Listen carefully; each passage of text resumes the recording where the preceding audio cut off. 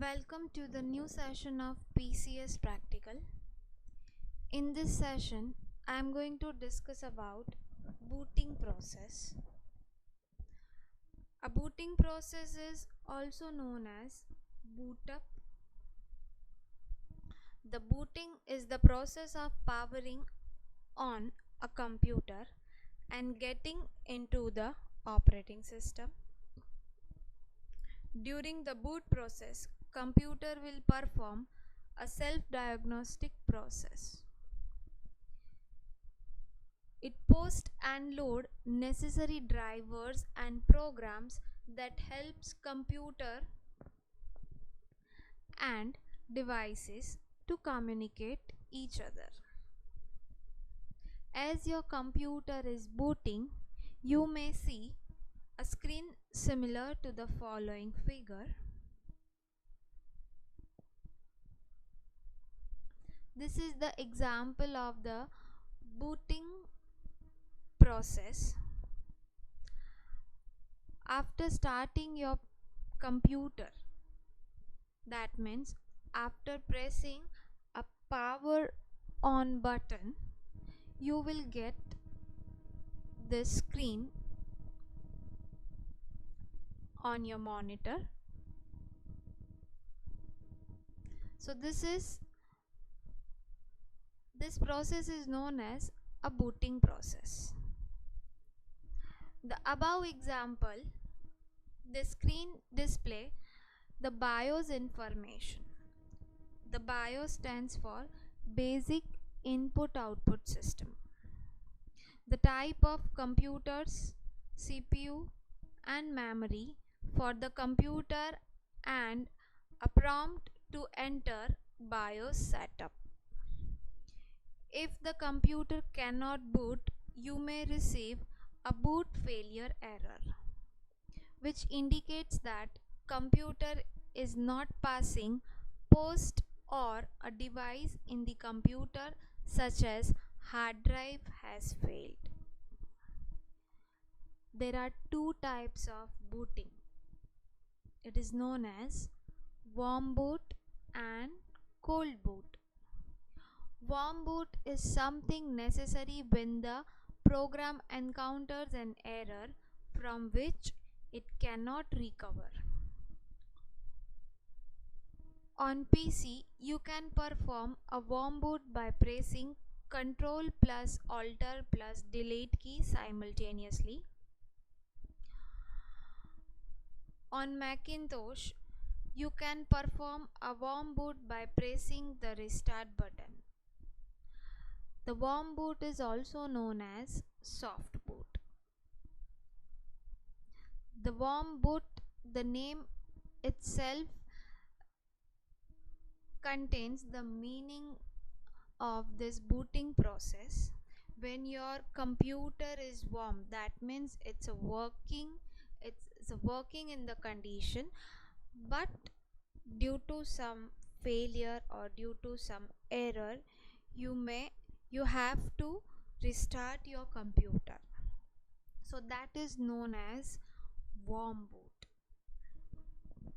The contrast with cold boot, turning a computer on from an off position, which means when your computer is cold, when your computer is completely off, right, and you want to now start it. So that process is called cold boot. By simply pressing the computer's power button once to turn it off and then again turn it back on.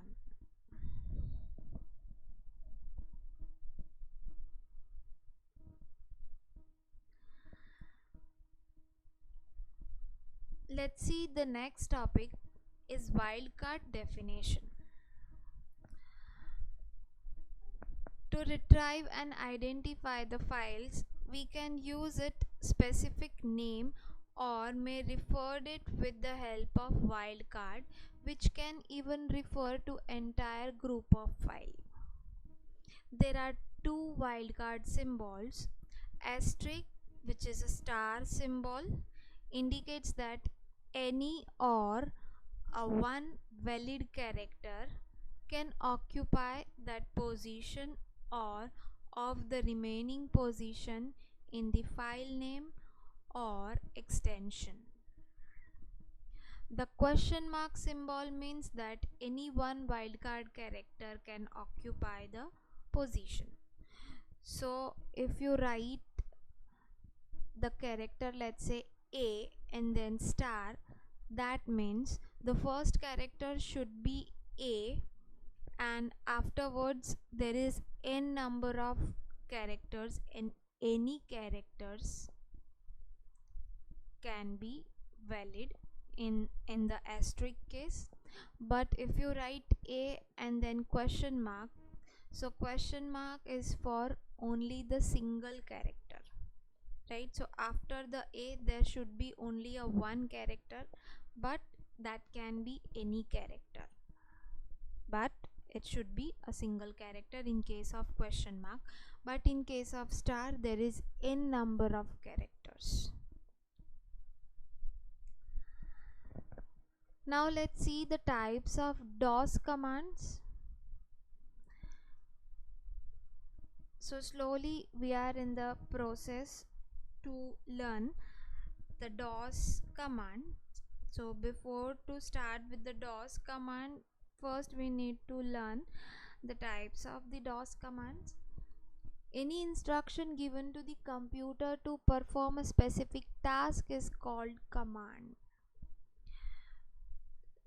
Suppose to save the file, so we have the option normally in the file menu, and usually we remember the shortcut key for that, which is Control S, but that is for Windows operating system, right?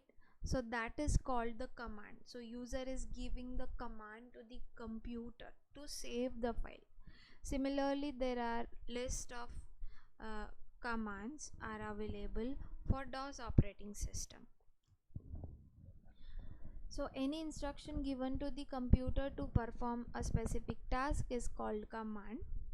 The DOS has several commands, each for particular task, and these are stored in DOS directory on the disk. The commands are of two types: the internal commands. These are built-in commands of MS-DOS. Therefore, they are stored in command interpreter file, which is command.com. This command reside in the memory as long as machine is at the system prompt. Let's say the prompt start with C drive, the C level. To use this command, no extra external file is required. The internal command examples are date command, time command, dir command, ver command. On other hand, there is a external commands. These are separate program files that reside in the DOS directory, and when executed behave like a commands. An external command has a predefined syntax. For example, help, DOS key, backup, restore, format, etc. So these are the examples of external command. It works, it behave like a command, but these all are the actually external files, right? So if you write the help command in DOS prompt, so you will get the list of command instruction, the list of the commands and their usage, which is already available, which is already stored in your computer, and that file normally runs on the DOS prompt while user call this command. So this two are the types of the commands.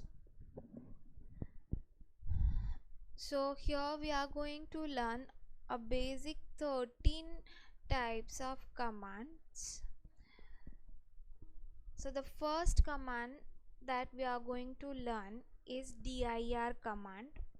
Dir command is to list all or specific directory from any directory on the specified disk.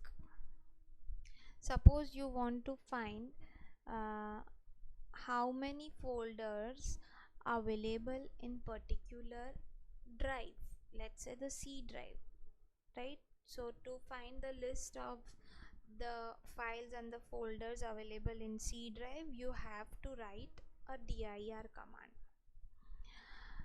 In the next session I'm going to show the practical session to apply this command, and in this session the basic 4 to 5 commands will discuss. So the next command is md command, to make directory or the subdirectory on a specified disk or drive. So to create any folder, or we can say directory, you have to use md command. The next is cd command, or another command name, the alternative command syntax is chdir, is used to change the DOST current working directory. CHDIR or CD stands for change the directory. So if you are working with C drive, and in the C drive if you are working with PCS folder, and if you want to change the folder, instead of PCS you want to work with HTML folder, so you have to use CD command. The next is RMDIR or RD. It is remove directory. To remove a specified subdirectory only when it is empty. This command cannot remove a root directory like C drive, D drive. You can't delete using RD command. And the fifth command, which is the last command for this session, is tree command, to display all the directory or the path found on the specified drive. Suppose you want to display the structure of your drives, so in which folder how many files and the folders are available. So tree command gives you the uh, structural design of your drive. That's it for today's session. Thanks for watching my video. We'll meet soon in the next session.